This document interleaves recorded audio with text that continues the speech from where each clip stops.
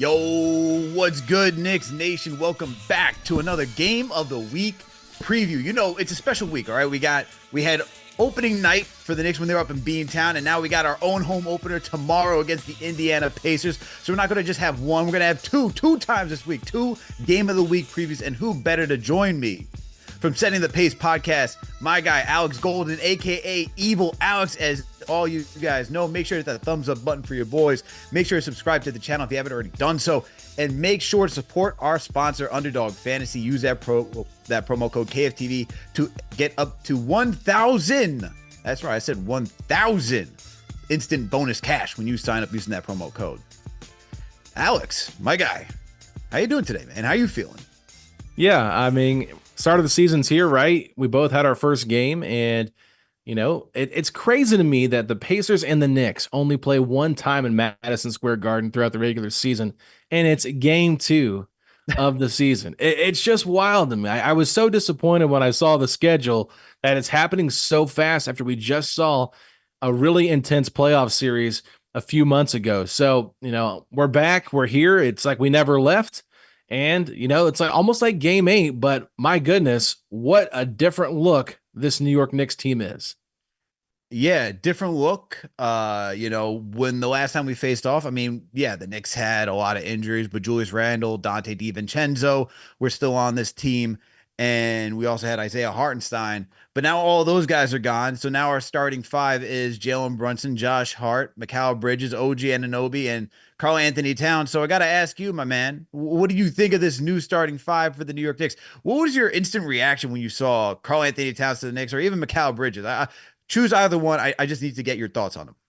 The Mikal Bridges one, I was like, well, that's a great move. I thought it was a lot of draft picks, but I understood why the Knicks did it, right? I thought it was a perfect fit with the Nova Knicks and carrying that over. And I will give you a little tip. I did know before the trade was official that the Minnesota Timberwolves were looking to trade Karl Anthony Towns for 2 players in return in a trade. They wanted 2 rotational players for Towns.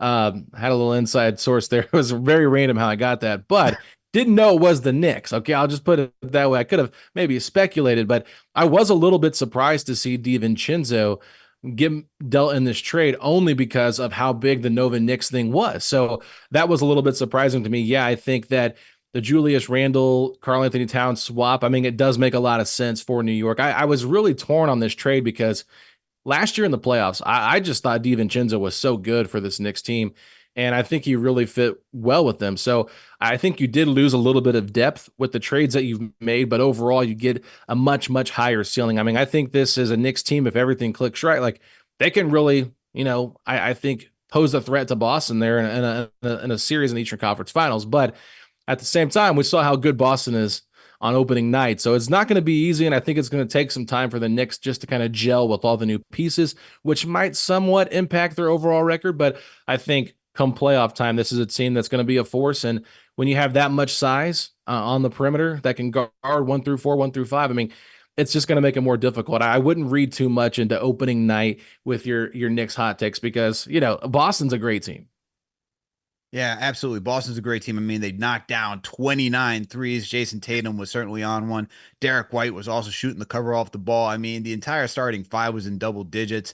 And then even their bench got into the mix when it came down to knocking threes. So it was a hot, scorching night. You know, still from a Knicks fan's perspective, you wanted to see a little bit more fight out of this team opening night just because of all the hype surrounding it. I mean, this is one of the most anticipated seasons for Knicks fans watching their team go into the regular season. And so you're expecting with all that hype, all that anticipation, and just with the constant praise that you're getting around the media landscape, right? Whether it be, you know, I mean, just up and down the line. I'm not going to go list everybody because there's just too many to name, right? But look, the fact that they didn't show enough fight in the first half was a little concerning, considering that, you know, this is the team that you're trying to model after, you're trying to go after. So you would expect a little bit more grit, but it is what it is. As he said, it's the game 1. People got to gel. We saw Bridges get his shot together in the second half. Deuce McBride looks like he's taking another step forward, so you got to be happy about that. You know, Brunson, Josh Hart didn't really play that much in game 1, so questions there on maybe could we have gotten more But as you said, it's game one. There's 81 more games to go. Can't really make too much out of it. But I do know that the Knicks need to bounce back. Like you can't lose like that and then put up another dud, especially on your home court on Friday. So they're probably sitting with it. You know, it's 2 days after the game. They're probably seething. They're probably ready to get back out there and make amends for what happened opening night. And what happened last time they played the Pacers in Madison Square Garden? I mean, Absolutely.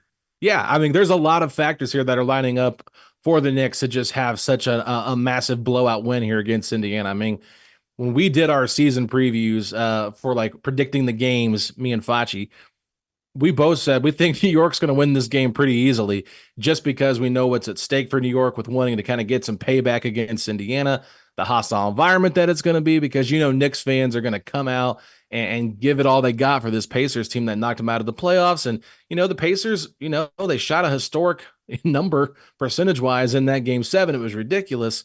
And, you know, I'm sure the Knicks fans were just tired of seeing Indiana, you know, just fans, especially on social media, messing with them. So, you know, but it is what it is. I mean, I think that for this game, though, it's going to be exciting. And I'm glad you brought up, you know, Deuce McBride, because we also did our, you know, awards predictions. And I actually said, I think Deuce McBride's going to be your sixth man of the year. A lot of people, I don't even think he was Mm. actually on the betting odds when we looked at the list of players that could be on there. And I thought it was fascinating that he was left off, because as soon as DiVincenzo was traded, I mean, I saw how, you know, tough Deuce was last year in the playoffs. And I think this is a team that might even close games with him over Josh Hart because they need that floor spacing. And we kind of saw how Boston utilized their defense to kind of force, you know, tempt Josh Hart to shoot. They're like, we'll live with that. We're going to try to stop everything else. So if he's kind of that black hole offensively in the starting five, could Deuce McBride end up closing a lot of games? And it wouldn't surprise me. But I do think that if they were to start him over Josh Hart, that would hurt their bench firepower, and I wouldn't do that. So I really like Deuce McBride. I think he's a very fun player to watch. And yeah, he's my sixth man of the year. So, you know, Evil Alex is giving the Knicks a little bit I of was love about to here, say, but Evil Alex giving some love to the New York Knicks, giving some love to yeah. Deuce McBride. You love to see it. And look, Deuce has certainly elevated his game since, you know, coming in as a rookie. And it's just so impressive to see what he's doing right now. And the way he just continues to battle against top teams, right? Like Mhm. just whether it be the Pacers. I know he didn't have the greatest series against the Pacers, but he showed out against the Sixers. That's why I originally meant I think I said Pacers. And then you see how he played against the Sixers. That's the stuff that you want to see from a young upcoming player. And now on the contract they have him at 13 million for the entire value of his contract. It's a bargain for what he's producing. So definitely got to give a lot of love to Deuce McBride, and we'll see, man. We'll see what he can continue to do as the season unfolds. But look, you know, you mentioned that the Knicks played this team in the playoffs not too long ago. It went 7.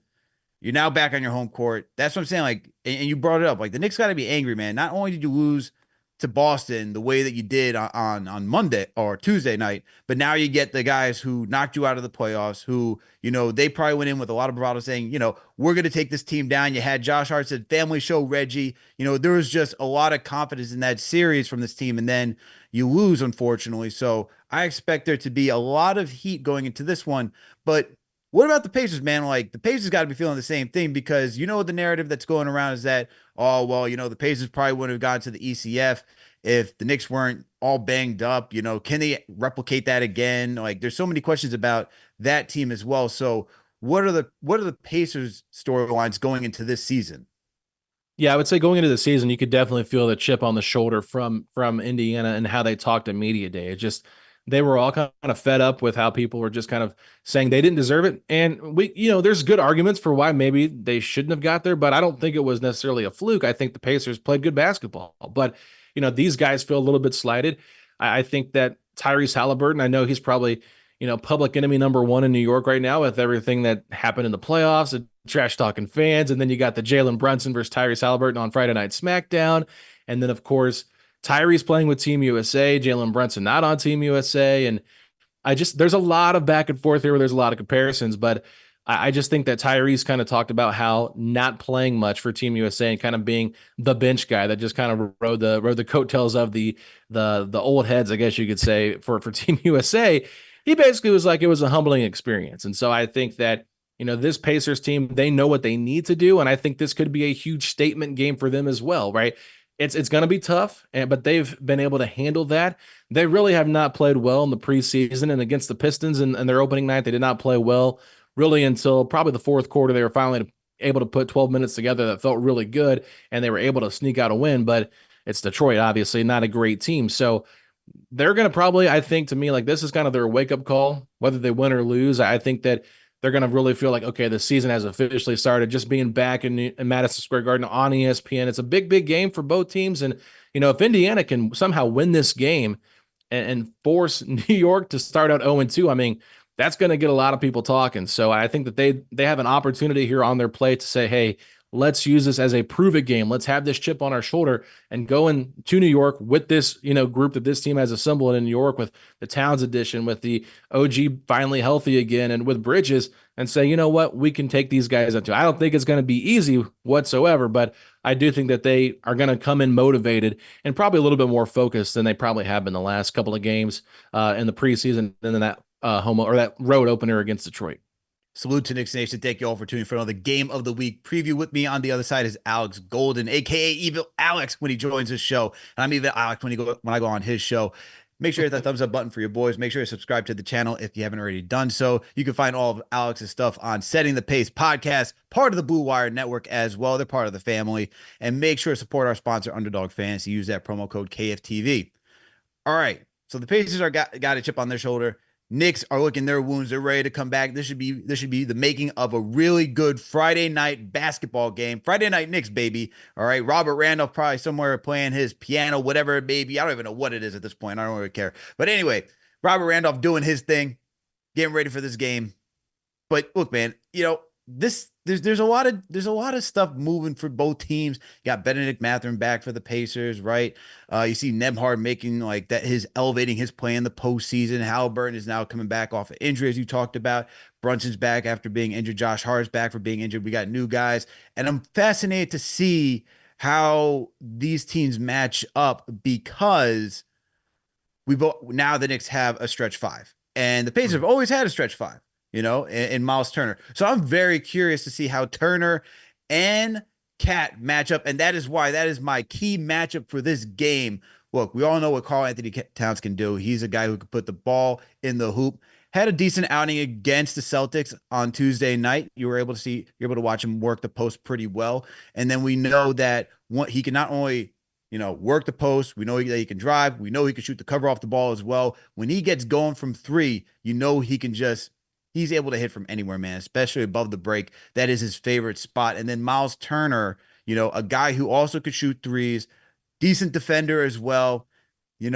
I'm curious to see how that matchup goes because I think this is going to be the battle of the centers, and I think this is where it's really going to be made. And it's just so fascinating too that it's two bigs and 2 point guards in Halliburton and Brunson. But for me, it really comes to the battle of the centers for this matchup. Yeah, I think it'll be interesting because I was looking up because I feel like Miles has not necessarily played well against Towns throughout their career. So I was curious, since I believe they were both in the same draft class, to kind of see how they matched up against one another. And in those 9 games they played, Towns has outscored Miles 8-1, out-rebounded him 8-1, had more assists, 6-2, has had more steals in 5-4, but Turner has got him on the blocks 5-4.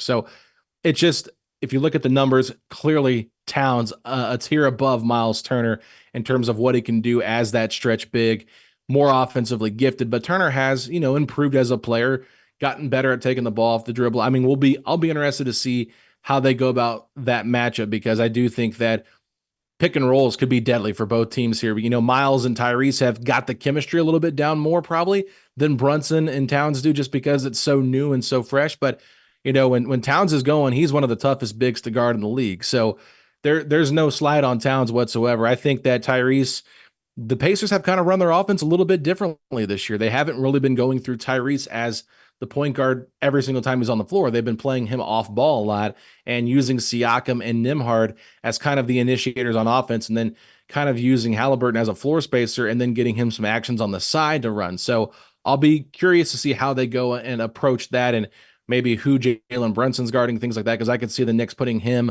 on a guy like Nesmith, who isn't necessarily the biggest offensive threat, but someone that can still catch and shoot. We've seen like him have those moments, right?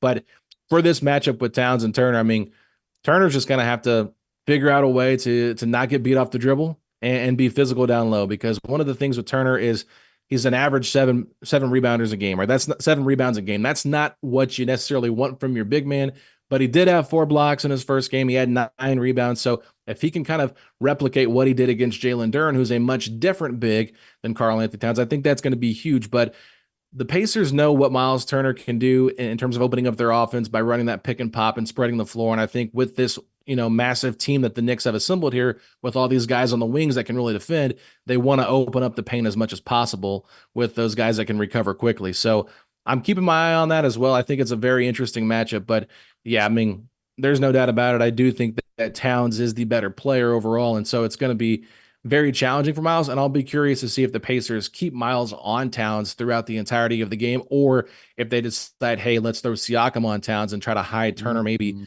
on someone like Josh Hart. Interesting. And that's something that we saw in game one where you had Al Horford guarding Josh Hart and, make Josh Hart make Josh Hart punish you, because what they're going to do, and I can only imagine that the Pacers are going to do the same thing, is have Miles Turner sag, really just give help defense in the paint, and just, it's not only testing Josh Hart, but preventing Jalen Brunson and from anybody else from really getting downhill. Because guys like OG, Bridges, those are guys that love to go cutting the lane, and that's where Brunson's going to feed those guys, or even Karl-Anthony Towns. Like both those guys can find anybody when they're looking and maneuvering the baseline or just moving down the middle of the lane. So if the Pacers are going to do that, put Turner on Josh Hart, I wonder what the counter will be for that. Maybe you just start trying to knock down threes, which is something that they didn't do against Boston. Granted, Boston did an excellent job of just preventing them from getting a lot of airspace on the perimeter. Now, Indy, not really known for their defense. I think the Knicks are able to get a little bit more off than they were. Will be able to get a little bit more off than what they could have done against the Celtics. So I think there's going to be some wiggle room there. But let's talk about that for a second, because, I saw your tweet. I saw that you were, impressed by the Pacers defense. I think you said they are top 10 right now. So have the Pacers actually made that jump defensively, or are we just, picking stats very early in the season right now? So if you read a little bit more through that thread, I said the tone of this tweet was sarcastic, right? They played the Pistons. They held them to 109 points. And I said, the Pacers are 8th in defense right now. Who said this couldn't be a top 10 defensive team? I'm just being silly, because we know Barack Obama was on a podcast with Tyrese Halliburton, just trashing the Pacers defense nicely, as politically correct as he could. And everybody has been saying, well, I don't know about this Pacers defense. And if you watch any of the preseason, it was abysmal. They looked absolutely awful. So I was just like, you know what? I'm just going to make a joke while I can, because there's not going to be much time where we can say the Pacers are in the top 10 for defensive rating. So let's take advantage after a 1-game sample size. And people in the comments are like, it was 1 game against the Pistons. I'm like, yeah. And Halliburton had 3 steals and 2 blocks. He's defensive player of the year, question mark, right? So it's just a lot of fun right now early on, just because I'm just being dumb. But no, I mean, this Tyrese has gotten better. I think a little bit. I think he understands the importance of what he's supposed to do defensively, like to get better. Still not going to be great. And that's why I don't necessarily think they'll put Turner on Josh Hart right away. You'll see Halliburton start on Josh Hart, would be my guess. They're going to try to hide Halliburton like they always do. Halliburton's a very good help side defender, but he's not a great on-ball guy, right? So that's where I think you'll see Halliburton utilized. I will be curious, because of how much bigger now New York is. Will they go back to Nembhard on Brunson, or will they start it off with Nesmith? Because we saw that switch happen in that series in the Eastern Conference semifinals, and Nesmith was just able to be more physical and really kind of impact Brunson a little bit more than what Nembhard was doing. Nembhard was just too small for Brunson. He was able to kind of bully him. So I wonder if Nembhard learned from that, and maybe now he has some more like tricks up his sleeves to try to stop Brunson, or maybe learn some things during that series. But either way, they had Nembhard guarding Cade Cunningham, who's got a couple inches on him. So maybe they feel better with him sticking with a guy like Bridges instead, and maybe you put Nesmith on Brunson. But defensively for the Pacers, it's just going to be a work in progress. They're very inconsistent. They're lucky they played Detroit. They would have gotten their butts kicked probably on Wednesday had they played a playoff level team, just because of how inconsistent they were. And I was really disappointed after the 4 games in the preseason. Rick Carlisle said our starters just aren't connecting.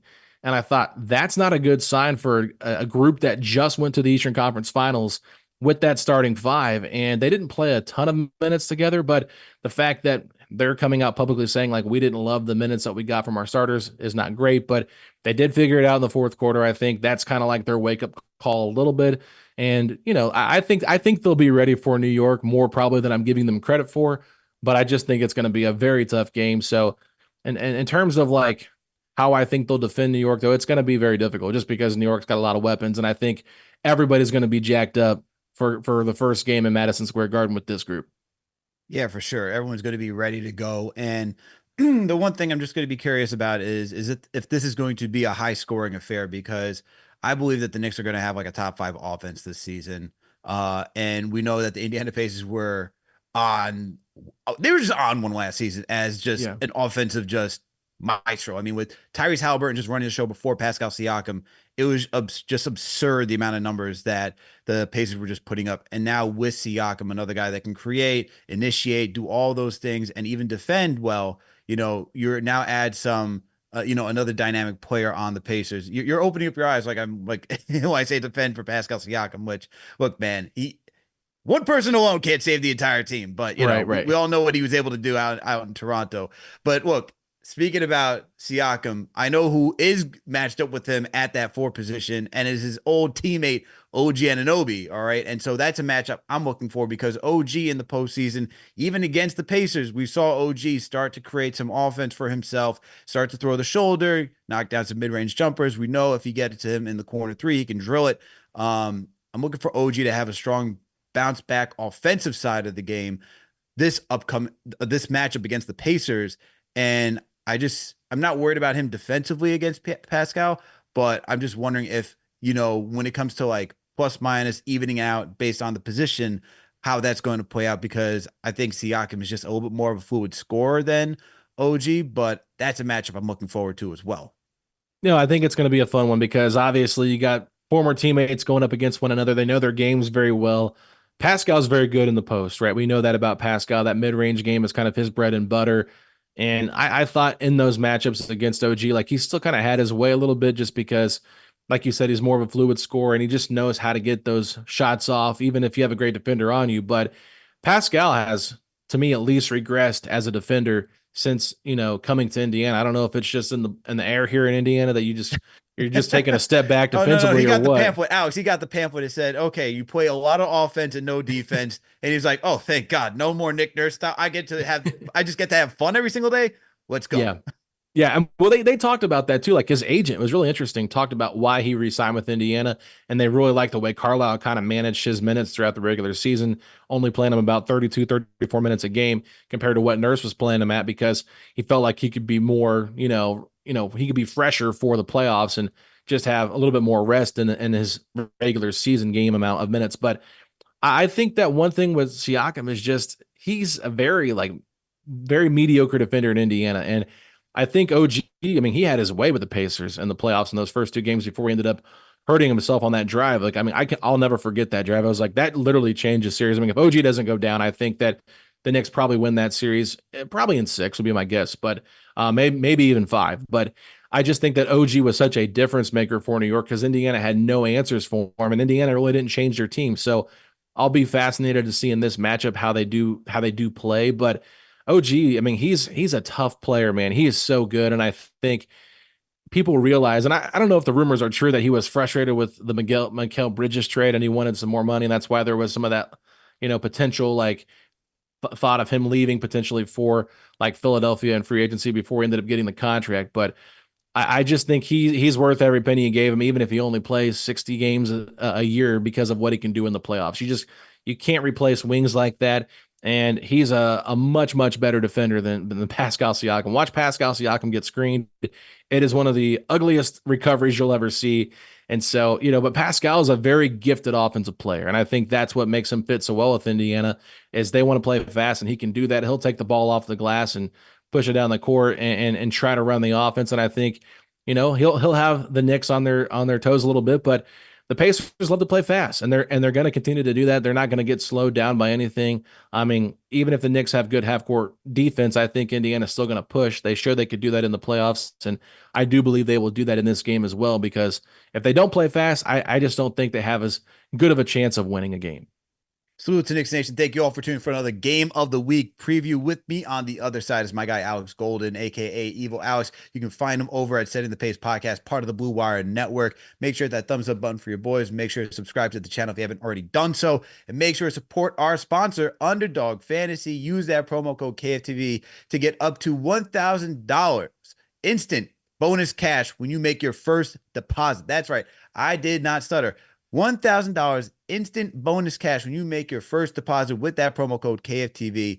And when you play Underdog Fantasy, all right, you can choose any sport, NFL, MLB, NBA. They got all your sports covered for you. All you got to do is just choose two or more players, and you can mix and match across all sports. So let's say we're talking about basketball this Friday. You could choose Jalen Brunson, Tyrese Halliburton, whatever the points, rebounds may be. All you got to do is choose higher or lower. And the more players you choose, the more in cash you can get back. So make sure to sign up if you haven't already done so. Use that promo code KFTV to get up to $1,000 instantly in bonus cash on your first deposit. And salute to all the franchise channel members in here. We got JJ as one of the regulars. We got John Talento in here. We got my guy TM, the chief mod and operations right now, doing the damn thing. Salute to you, TM. We got Rare Edition in here. We got, who else do we got in here? What other franchise channel members do we got? We got John Pettit in here. We got Mike Rambo. Rambo, what's going on, man? Hopefully you're doing well. Salute to all you guys. And salute to everybody else, man. Salute to everybody else. Shout out to the closer himself, Jay Boogie. Appreciate the kind words, my man. We got Henry Alvarez in here. Salute to all you guys. Salute to all you guys for tapping in for another Game of the Week preview. All right. Let's start to close this thing up, man. Let's start to close this thing up. So, we already know what the fun part's going to be. All right. We already know that it's going to be Tyrese Halliburton and Jalen Brunson duking it out, okay? And it'll be interesting, man. I'm very fascinated on not necessarily Brunson's response, but how Tom Thibodeau is going to manage his minutes. I mean, I was just shocked in game one where he sat for 6 to 8 minutes between the first and second quarter. I was like, this is a long time. This is game one. Are we really starting to do load management in game one of the NBA regular season on a Tom Thibodeau led team? I was a little thrown off. So hopefully we get a little bit more than that in this matchup, because look, if it's the Indiana Pacers as last year, you're going to need all the offense you can out there. And Brunson is, well, we're talking about a guy who finished top 5 at MVP voting. We know what he could do as well, man. This man is a 3-level scorer. He's our facilitator. We need him out there if we're going to keep up with this Indiana Pacers team that loves to get out and run too. So I'd like to see the Knicks be able to do that. You know, with Josh Hart in that starting rotation, I'd like to see him just push the pace, grab the board, do a little bit more of that. In the preseason, he was looking for guys like Bridges, who's just running up and down the court. You want to call just outlet passes, cherry picking, whatever it may be. He's doing that. And I want to see some of that in this matchup, just because, look, man, I don't really think it's going to be tough just to slow down the Pacers, right? Just because of how good their offense is. And it's going to be a tough balancing act of knowing when to put the brakes, when to put the clamps on, and then when to dial up the offense. So if that's going to be the case, you're going to need Brunson out there. And I'd like to see a little bit more two-man game from Cat and Brunson, because I feel like we could have gotten a little bit more of that as well in game one. So I think Brunson's going to be out there just because you're going to have Halliburton doing his thing, just being the, one of the last of a dying breed when it comes to an OG point guard, a guy that likes to get everybody else going and then, starts finding his shot. Yeah, I mean, I think it's going to be interesting too from Indiana's standpoint. I think both teams are kind of thin at the center position, right? Mitchell Robinson's out, Precious Achiuwa has been ruled out, and then for the Pacers, James Wiseman tore his Achilles in the first 6 minutes of play against Detroit, so looks like he'll probably be done for the season. And then Isaiah Jackson missed that game on Wednesday night against Detroit. I think he has some kind of quad injury, so I don't know if he'll play or not. I think he's still listed as questionable, but if both teams are pretty thin, I think that New York probably has a little bit more depth with Jericho Sims there as an emergency center, right? But Indiana, their backup center at this point was Enrique Freeman, who they drafted 50th overall. Who? Yeah, and now he had a good preseason. He's a 6'7", undersized center, but he plays a lot of hard. Like if he's out there on the court, you'll realize him. He's just an energizer, like nonstop energy the whole time. I don't think they'll do that just because of the magnitude of this game. I would expect them to go a little bit smaller with Obi Toppin at the 5. They've kind of experimented with that. Interesting. Yeah, Obi and Siakam together. The big question mark here too for Indiana is their bench and who's going to play the backup at 3, because Ben Shepherd was a guy that was there last year, has the experience, was a rookie, but Jarris Walker has been moved to that 3 spot and was playing most of the preseason as the first 3 off the bench as a 6'8" guy because they want to have more size. Interesting. And he played the first 6 minutes of the first half against Detroit. In the second half, they went with Ben Shepherd.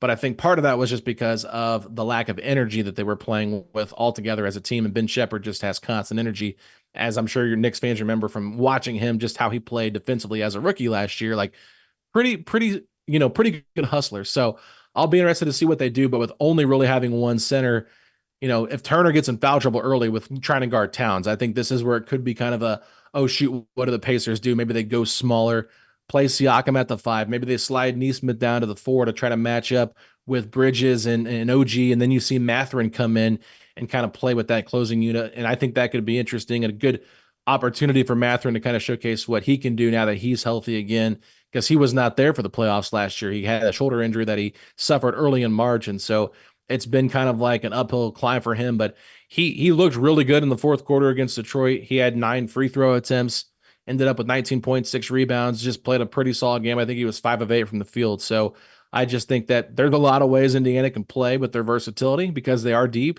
but right now they are thin at the center position, and you don't want to log a lot of minutes on Miles Turner early. You mentioned Jalen Brunson, what was up with the rotation and how he kind of set for a little bit of time. The Pacers don't usually play their guys as heavy as minutes as a Tom Thibodeau does. So, I'll be fascinated to see if Indiana tries to match like maybe more of a playoff style rotation with New York, just because of, what this game could potentially mean for Indiana if they do get a victory, just because of the emotions that are here with both franchises. But go back to last season, all those games are really competitive.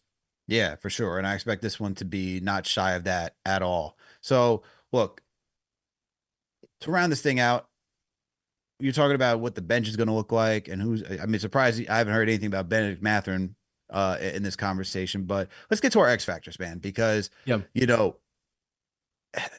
I'm not going to really look at the bench for the Knicks, to be honest with you, because I think Deuce McBride is going to do what he does best, which is play defense. He'll guard you 94 feet. He's going to go be that 3-level scorer that he's now starting to develop into. And I could count on him coming off the bench to do that. Campaign, we'll see what happens. Jericho Sims, he's up and down as a player as well. Really need Precious back, coming back from his injury. We'd hope that he returns soon just to have a little bit more depth at the big position.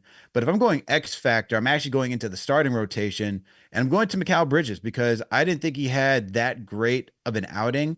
I mean, he didn't shoot the ball well from 3 in the preseason, just 2 of 19 from downtown. It looked like he started to fix that shot in the second half against the Celtics. So I'm wondering if he can continue to build off of that in this game against the Pacers. And I'm looking for him to step up defensively too, because, he had the assignment of Jason Tatum in game 1. In this matchup, is he going to be getting Halliburton just because of his ability, of his speed? And probably so. I'd probably expect him to get the Halliburton assignment. So I would like to see him just step it up. He's getting another, all-star caliber player, that he has to guard. And for the amount of picks that you offered up for him and to create, what we designated over here as wing stop, I want to see that the investment that you made is actually like transpiring on the court. So Yeah. he's probably gonna get the Halliburton assignment. And I wanted to see him, not only, slow down Halliburton, but I also want to see him be able to put up shots as well and not think too much, because I think what he was doing was just like trying to put up tough shots in the beginning. And then he started to get back into rhythm by like, finding a cut and then starting to like just not think about it. I think he was overthinking it. So that's my X factor for this game against Indy. Who's yours? Yeah, I do want to ask you real quick though, like what is going on with Mikal Bridges' new shot? Because I know Oh they talk my about it a lot, God. but it looks awful. I know Tyrese has a terrible looking shot too, but like Bridges had a very smooth shot, and they kind of like it's got this weird hitch in it. It just doesn't look normal. So somehow in just 15 minutes during a half, that all got erased and it looked more normal. Yeah. I don't know what that like he's talked about it. He's talked about how he always tries to tweak it every season, trying to improve, and he's trying to get back to that jumper that he had in college, right? So because that's the form that he really liked.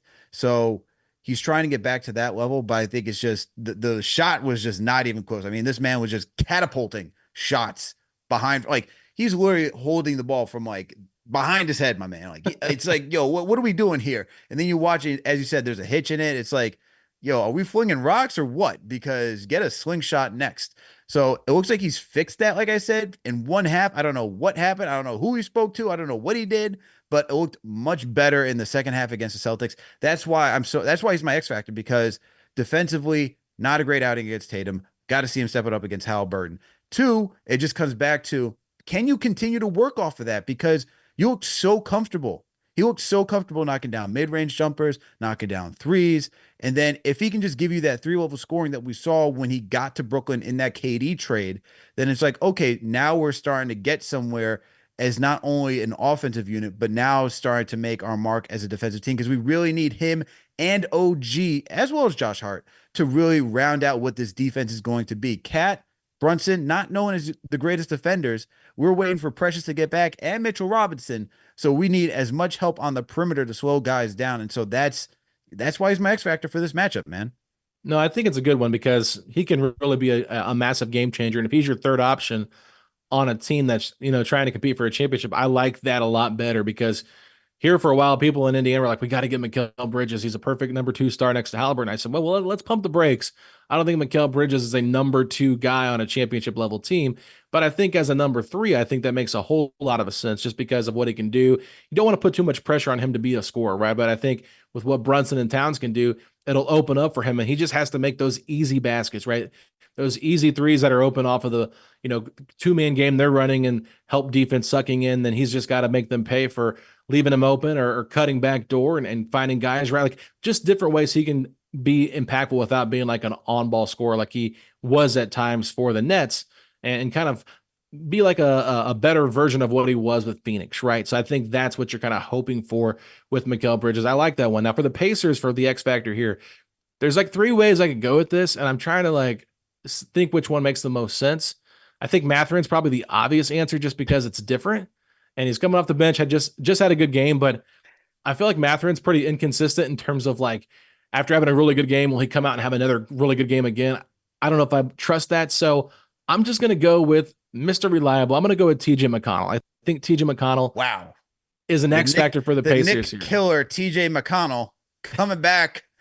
Oh my God. Oh, This guy. he's going to be juiced up for this one. TJ McConnell's juiced up for a game against Charlotte in Indiana. I was Okay, about to say this man gets juiced up for any game. I mean, exactly. but I know against the Knicks, for some reason, it is just like on a whole other. Doesn't matter what team this guy's on, he is always raring to go. Whether it be Philly, whether it be Indy, I'm like, can you just stop? Like, what did we do to you? What did we absolutely do to you that you have to circle Madison Square Garden every single time and just elevate your game to being, I don't know, give me any John Stockton. Why does he become John Stockton every time he just comes and plays the Knicks? Why? Just let me know. It's not just you. Every fan base that we talk to, they always say the same thing. Like, why does TJ McConnell play so well against the Raptors on a Wednesday night? It's like, it's just TJ McConnell. This man looks like Bob Cousy. Yeah, I know. And what's so funny is last year, one of our reporters in the media room was talking, asking Miles Turner a question, and he literally said that TJ McConnell takes it personal. He wants to be the white boy of the NBA. Hilarious comment from Miles Turner. They asked McConnell about it later, and McConnell goes, "Oh, Miles, he was just completely like, why did you say that?" And like, did not know how to respond to it whatsoever. We've got Pacers fans making the white boy shirts of TJ McConnell now. So it's just one of those things because I don't think people expect him to be as good as he is, but he just knows how to impact a game and on both sides of the court, right? Offensively, his game has really opened up. His 3-point shot got better as he worked with assistant coach Jenny Busek, and it opened up his game a little bit where now people leave him open. He can take it and make it. We know that he likes that little fall away jumper that he shoots so well, and just being able to get down low into the paint and kicking it out to guys open for three. So there's a lot of great ways that he can impact the game. And I just feel like if the Pacers have to go small, it would not shock me if they pair him with Halliburton in this game, just to kind of have multiple ball handlers out there against this Knicks team, even though they are a little bit bigger. But yeah, I just, McConnell is one of those guys. Like, he can come in, drop 10 points in a matter of, 2 minutes. And all of a sudden, what was once an 8-point deficit, now you got a 2-point lead because TJ McConnell is just, wreaking havoc out there. So that's why I got to go with McConnell. But if I were going to throw someone else out there, potentially Andrew Nembhard. I think Andrew Nembhard is just, if there's so much attention to Tyrese and Pascal, could Nembhard potentially, if he's being guarded by, I would assume, Josh Hart, take advantage of that matchup? And he looked really, really good against Boston when they had Drew Holiday on him. Jaylen Brown at times, like, nobody was really impacting the way he played in games 3, games 4 in the Eastern Conference Finals offensively. So if he can kind of dig into that bag again and have a big game where he scores 20, 24 points, it would not surprise me. Mm, mm. Yeah, I'm still seething over the TJ McConnell choice. Not happy about that. I'm telling you that right now, Alex. And like the thing is, like, I as much as I don't want to like believe it, I just have to like accept it at this point. So I'm just looking for, I just have to just be prepared for DJ McConnell tomorrow, just to do hit whatever. And the thing is that it's always back breaking plays. It's like, oh, look, you inbound the pass. Oh, now he's got the steal. And now it's Pacers coming right back. It's always stuff like that that just gets me aggravated, because it's like, why? Like, why do you have to be so, like, he's the most extra dude on the court for, he does a great job. That's why he has made a career in the NBA, because he does all the gritty stuff that nobody else wants to do. But it's just so, it's like Campaign, man. Him and Campaign, like, that's what I'm sure Campaign would like to thrive to be one day, is to be another TJ McConnell. Because when we had to face Campaign on the Sixers, this guy was just hitting shot after shot, like, why? I'm like, when did you become a 3-point specialist? And then on Tuesday night, I'm like, I had him as my X factor in that game. I'm like, I hope that he does the same thing that he did to us. And the next thing I know, nothing. I'm like, come on, my man, come on. Just like, we need you to do what you've done to everybody else. Just be that guy. That's just be that guy. Yeah, I loved when Campaign was on Milwaukee, because the Pacers just had their way with Campaign. So hopefully we get a repeat version of that for the Pacers in game 2 against the Knicks, because if Campaign is any version of himself that he was with Milwaukee when Indiana went, 4-1 in the regular season, I think that a lot of fans would be excited to see that version of Campaign back on the court. So, but yeah, I get it. There's always those guys that you're just like, how in the world? Like, I'm just glad Alec Burks is not up there for you guys anymore for what he did in the playoffs. I mean, my God, that guy couldn't miss a basket against the Pacers. So, CP is producing the show. That is his guy, Alec Burks. I'm sorry, right? He's okay. That is his guy, and before you know it, he will be calling back for Alec Burks to join this team. So please, just please, mid-season trade. Good Lord. But Alex, thank you for coming on the show, man. As always, let's wrap this thing up. What do you got for tomorrow, man? I know you're going to be choosing the Pacers in this one. So but how do you think this outcome is going to look? I'm actually not. I'm not, because I actually predicted the Pacers to lose this game on our podcast. I predicted it a while ago. I actually thought it was going to be a blowout. I don't know if it'll be a blowout, but it wouldn't surprise me. I'll pick a Knicks 7-point win. We'll go 123-116. New York gets the victory. I don't know if you'd call that high scoring. I think it's, right, probably a little bit high scoring, but not like over the top high scoring. But I think New York's going to win their first game at home with this group. I just think that the stars are aligning. They've had an extra day off as well. The Pacers having to travel after playing in Detroit. It's, if the Pacers win, I wouldn't be shocked, but I do think, going into it, I just have a gut feeling New York's going to win this game. So I've got them winning by 7, and I think Jalen Brunson drops 32 points. Brunson drops 32 points. I like that. Knicks win and Brunson drops 32 points. For you people that use Underdog Fantasy, you already know what to do. I like that. I'm going to go with...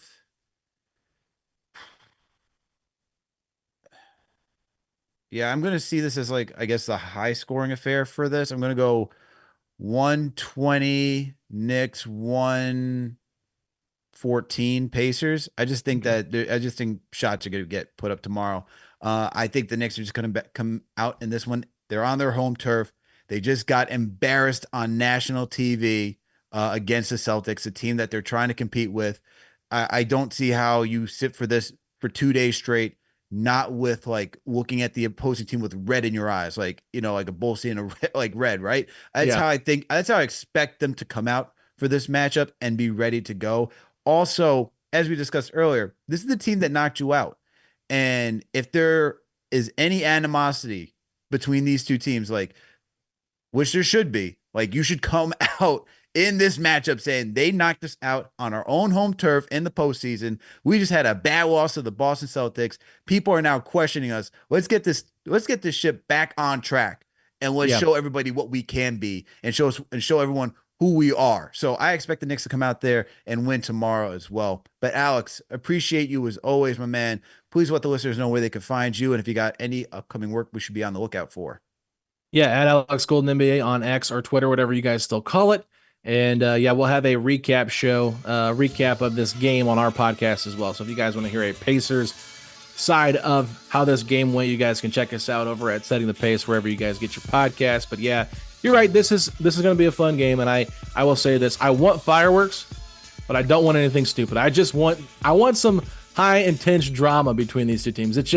It's Madison Square Garden. You got to have it. I like the storylines. I mean, I was loving the DiVincenzo stuff that happened in preseason with Brunson's dad. I was like, this is good stuff. Like, I want more of the animosity between franchises. You know, it's enough fun with the to buddy, man. Come on, enough with the buddy. You know, oh, let's just continue to, you know, exchange jerseys. No. I mean, look, you already had Halliburton wear the Reggie Miller T-shirt last year. You know, you had Josh Hart saying, "You hear that, Reggie? They're saying family show you." So, you know, I want that animosity. I like having rivalries, man. That's what makes sports fun. It's us against you. We don't like you. Let's go after it. All right, that's how I agree with that, man. I agree with that 100%. Did you hear what Tyrese said though with Obama? No, I didn't. When they did the interview with Obama on the Young Man and the Three, Halliburton did say, "Yeah, going to New York, it's different now." He said it's not as cool as it once was. He said nobody likes me there. So he said it's not nearly as bad as Reggie Miller. But he said Reggie's like, bro, I want you to be the most hated villain there. You know, almost like pass the mantle to me.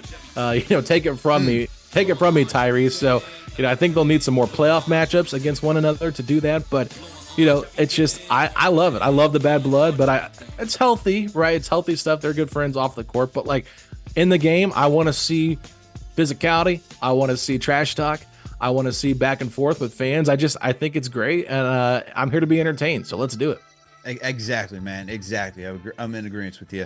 Well, Alex, salute to you. Thank you for coming through once again. And to Knicks Nation, thank you for tapping in for another Game of the Week preview. Make sure to give Alex a follow. Make sure to check out his work because he does phenomenal work over at Setting the Pace. All right, part of the Blue Wire Network. They're family, man. We're part of Blue Wire as well.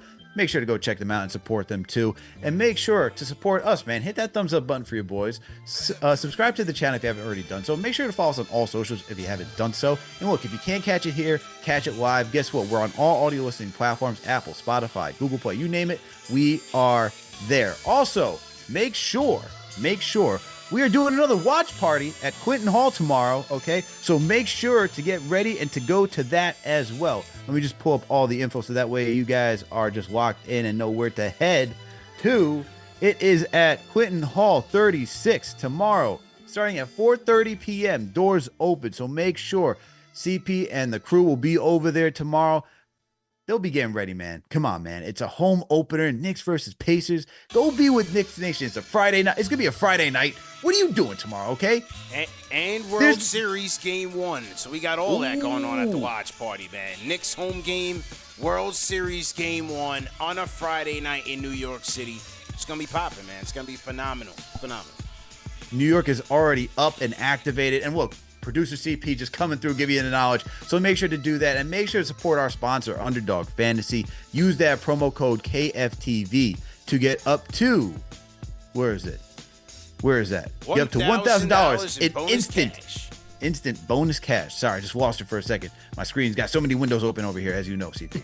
$1,000 instant in bonus cash on your first deposit if you use the promo code KFTV. All right, so make sure to support our sponsor doing so. Knicks Nation, thank you once again. Salute to K-Dot, salute to Yankee Mojo, salute to all the mods in here. Appreciate all you for all your hard work. Salute to you, CP. Thank you for producing this show as always. Shout out to you, John Talento, rare edition yet again.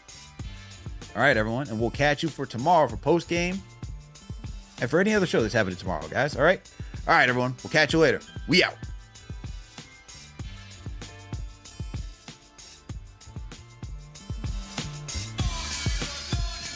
Blowing on everything.